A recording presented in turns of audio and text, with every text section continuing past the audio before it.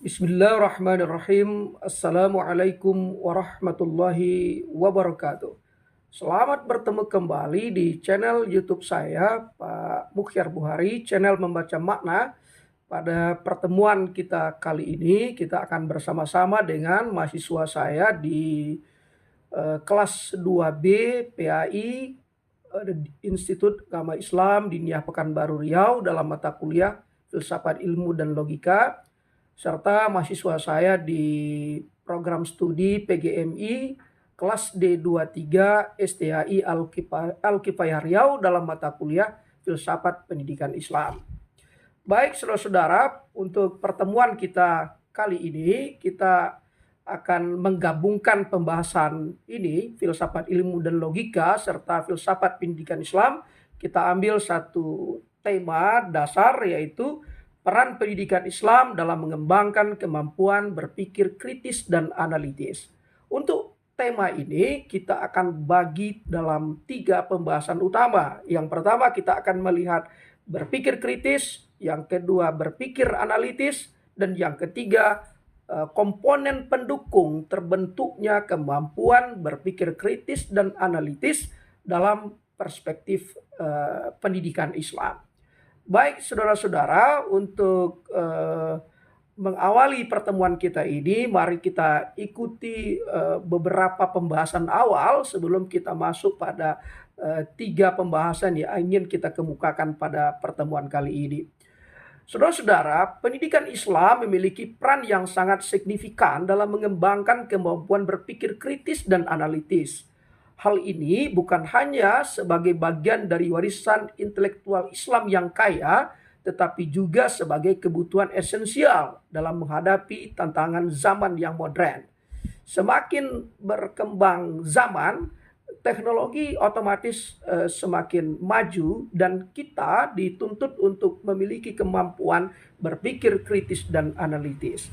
Itulah sebabnya Islam sebagai agama yang komprehensif dan dinamis mengajarkan umatnya untuk senantiasa mencari ilmu, berpikir secara mendalam, dan menganalisis fenomena dengan teliti. Seiring dengan perkembangan zaman, pendekatan pendidikan Islam yang menekankan pada pengembangan kemampuan berpikir kritis dan analitis menjadi semakin relevan dan penting.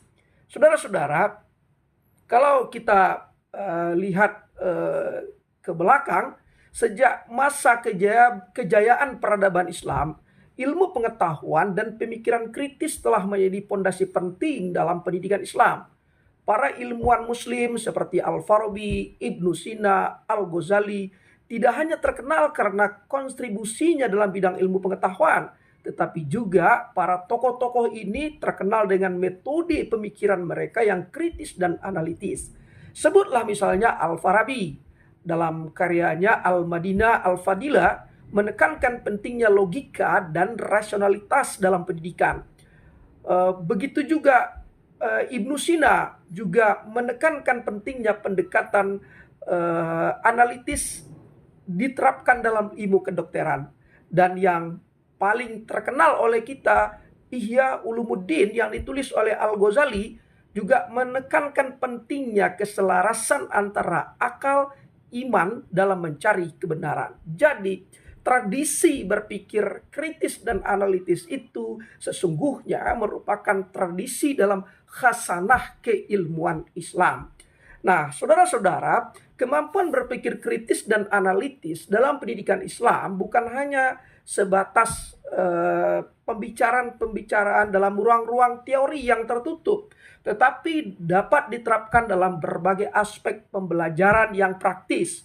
Pendidikan Islam mengajarkan murid-muridnya untuk tidak menerima informasi secara pasif, tetapi diajarkan untuk selalu bertanya, mencari bukti, mempertanyakan sesuatu, sehingga menimbulkan keingintahuan yang tinggi bagi peserta didik kita, bagi santri kita, bagi siswa kita.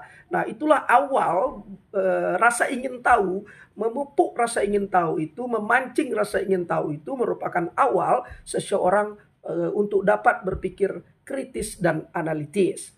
Nah, saudara-saudara, Kita mengenal juga di dalam Islam ada kita kenal dengan istilah ijtihad. Nah, ini merupakan salah satu usaha intelektual untuk memecahkan persoalan-persoalan baru melalui pemikiran yang mendalam dan kritis. Nah, ijtihad tidak hanya sebatas memutuskan sesuatu, tetapi dilandasi oleh keilmuan-keilmuan yang mendalam agar bisa menghasilkan kesimpulan tentang sesuatu yang dibahas. Nah, seperti yang dijelaskan oleh Fazlur Rahman dalam bukunya Islam and Modernity, Transformation of Intellectual Tradition, di mana ia menggarisbawahi pentingnya ijtihad dalam menghadapi tantangan modernitas dengan pendekatan kritis dan analitis. Kenapa demikian? Karena kehidupan manusia itu semakin hari semakin mengalami perkembangan. Sejalan dengan kebutuhan manusia yang semakin mengalami perubahan, maka persoalan-persoalan baru dimungkinkan untuk timbul dalam kehidupan manusia. Dan karena itulah, kata Fazlur Rahman, diperlukan upaya berpikir analitis dan kritis dalam ruang lingkup apa yang beliau sebut dengan ijtihad. Nah, saudara-saudara, selain itu, metode pembelajaran dalam pendidikan Islam juga menggunakan pendekatan dialogis. Nah, seperti yang kita tahu, apa yang dipraktekkan oleh Nabi Muhammad SAW, dalam banyak catatan-catatan sejarah kita melihat ketika seseorang datang yang dilatar belakangi kehidupannya yang pelit, kikir, kedekut dalam bahasa Melayu, ketika datang dia menghadap Rasulullah bertanya, apa amal baik buat saya amalkan. Rasulullah mengatakan, Anda banyak-banyaklah bersedekah. Begitu juga ada orang yang datang kepada Rasulullah misalnya tidak berbaik-baik dengan tetangganya, lalu Rasulullah akan mengatakan, Anda sebaiknya berbaik-baiklah dengan tetangga Anda. Nah, dialog-dialog seperti ini terjadi dalam kehidupan Rasulullah dalam memahamkan ajaran-ajaran agama bagi para sahabat-sahabatnya di kala itu. Banyak lagi sebenarnya kalau kita gali lebih mendalam. Nah, kalau kita lihat pula di dalam buku Islamic Education and its Role in Building the Islamic Personality yang ditulis oleh Yusuf Al-Qaradawi, beliau menjelaskan pendidikan Islam itu harus membentuk individu yang mampu berpikir mandiri dan kritis. Ia menekankan bahwa pendidikan harus menumbuhkan kemampuan analitis yang memungkinkan siswa, santri, peserta didik untuk mengevaluasi informasi secara objektif dan membuat keputusan yang bijaksana. Artinya seseorang itu akan mampu melahirkan kebijaksanaan apabila dilandasi oleh kemampuannya berpikir kritis dan analitis. Dalam filsafat kita mengenal bahwa filsafat itu mengajarkan kita untuk cinta akan kebijaksanaan. Nah, seseorang tidak mungkin menjadi bijaksana kalau dirinya tidak memiliki kemampuan untuk berpikir kritis dan analitis, melihat segala persoalan itu secara komprehensif, menganalisisnya secara mendalam dari berbagai macam sisi, sehingga dia mengambil keputusan yang objektif dan ia akan menjadi bijaksana dalam memutuskan dan menempatkan sesuatu. Nah, kata Al-Qaradawi, karena itulah penting nilai-nilai etika dalam berpikir kritis, sehingga pemikiran kritis tidak hanya tajam secara intelektual, tetapi juga bermoral dan etis. Nah, saudara-saudara, kalau kita ingin secara keseluruhan melihat bahwa pendidikan Islam memiliki peran yang sangat penting dalam mengembangkan kemampuan berpikir kritis dan analitis dengan mengintegrasikan metode pemikiran kritis yang ada dalam tradisi-tradisi Islam sejak zaman dahulu hingga hari ini. Nah, cara-cara berpikir kritis itulah yang akan menghantarkan seseorang itu mampu melihat sesuatu secara objektif. Nah, saudara-saudara, mari kita lihat berpikir kritis itu apa sih? dan berpikir analitis itu apa pula, dan faktor-faktor apa saja yang menjadi pendukung terbentuknya kemampuan berpikir kritis dan berpikir analitis itu. Mari kita mulai dari aspek yang pertama, berpikir kritis. Berpikir kritis adalah kemampuan yang sangat dihargai dalam berbagai bidang pengetahuan dan kehidupan sehari-hari. Definisi berpikir kritis itu dikembangkan oleh banyak ahli dari berbagai disiplin ilmu. Mari kita lihat beberapa ahli saja. Misalnya Richard Fowle, dia menulis buku Critical Thinking: Tool for Taking Charge of Your Professional and Personal Life. Beliau mendefinisikan berpikir kritis sebagai pemikiran yang disiplin, dirancang untuk menghasilkan evaluasi yang adil dan jernih mengenai informasi atau kepercayaan yang diterima. Nah, penekanannya dalam hal ini adalah bahwa berpikir kritis melibatkan keterampilan analisis, evaluasi, dan penciptaan serta disposisi untuk berpikir secara terbuka dan beralasan. Jadi setiap produk berpikir yang dikemukakan agar dia tidak falesis atau sesat pikir menurut perspektif filsafat mesti memiliki alasan-alasan yang dapat diterima secara metodologis dan secara logika.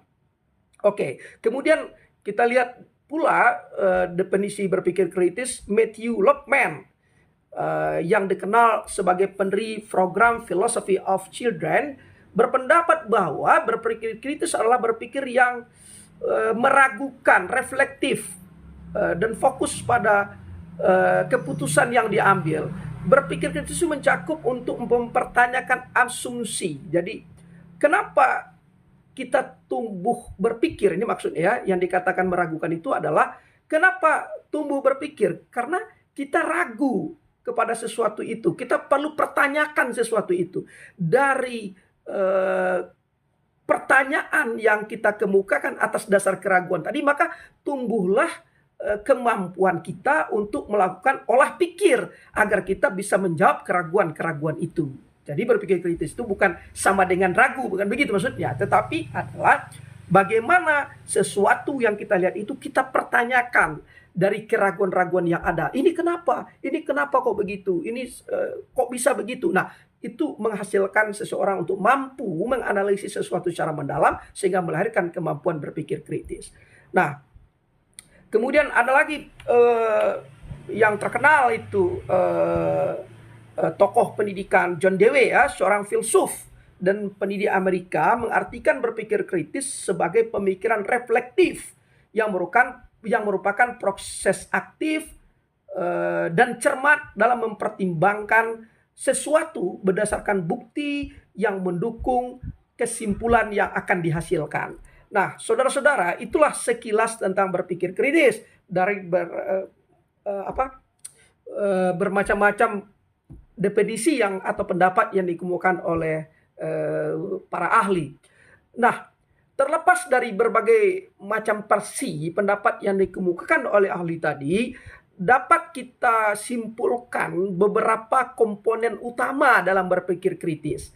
Yang pertama, analisis. Apa itu analisis? Kemampuan untuk membedah informasi atau argumen menjadi bagian-bagian yang lebih kecil untuk memahami struktur dan hubungan antar bagian tersebut. Yang kedua, evaluasi, kemampuan untuk menilai kualitas dan kredibilitas informasi atau argumen serta diikuti kemampuan untuk mengidentifikasi, melihat kesalahan logika dan kelemahan lainnya. Kemudian yang ketiga, inferensi, kemampuan membuat kesimpulan yang logis didasarkan atas bukti atau informasi yang tersedia. Dan yang keempat adalah penjelasan, kemampuan untuk mengkomunikasikan hasil analisis dan evaluasi dengan jelas dan tepat. Jadi tidak hanya dalam pikiran sendiri, tapi mampu dikomunikasikan, baik komunikasi secara lisan ataupun komunikasi yang dituliskan atau komunikasi tertulis. Yang kelima, regulasi diri. Kemampuan untuk mengendalikan proses berpikir sendiri agar perasaan itu tidak mengintervensi sesuatu yang objektif yang sedang kita analisis. Nah, jadi harus mampu mengontrol psikis kita, perasaan kita, sehingga kita bisa menjadi objektif. Nah, yang terakhir adalah disposisi kritis, sikap atau kecenderungan untuk selalu berpikir secara kritis, terbuka terhadap ide-ide baru, dan yang lebih penting adalah memiliki kerendahan hati intelektual. Artinya tidak gampang, tidak mudah menuduh orang lain salah dan mengklaim bahwa satu-satunya pemilik kebenaran itu adalah dirinya sendiri. Ingat, berpikir kritis merupakan berpikir yang selalu berkembang. Tidak hanya berpikir itu menjadi produk kelompok-kelompok tertentu.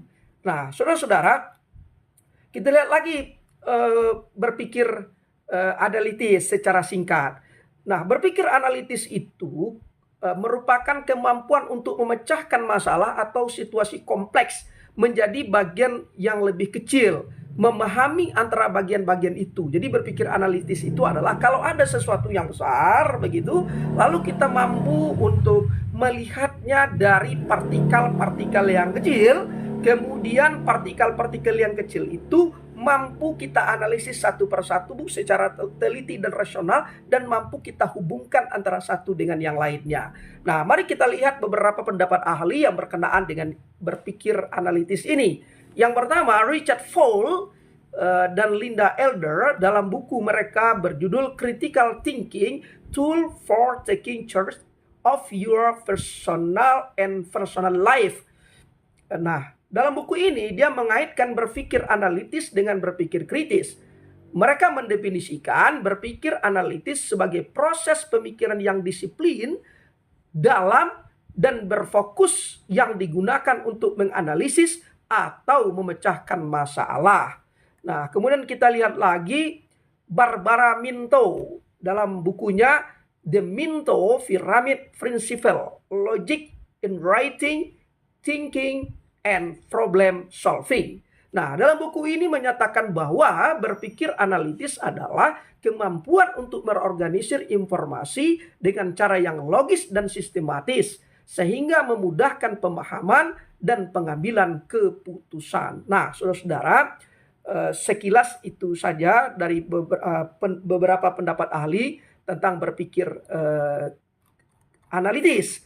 Nah, terlepas dari berbagai macam pendapat ahli tersebut, dapat kita simpulkan berpikir analitis melibatkan beberapa aspek penting. Yang pertama, pemecahan masalah. Yang kedua, analisis yang mendalam. 3, pengambilan keputusan. 4, pengorganisasian informasi.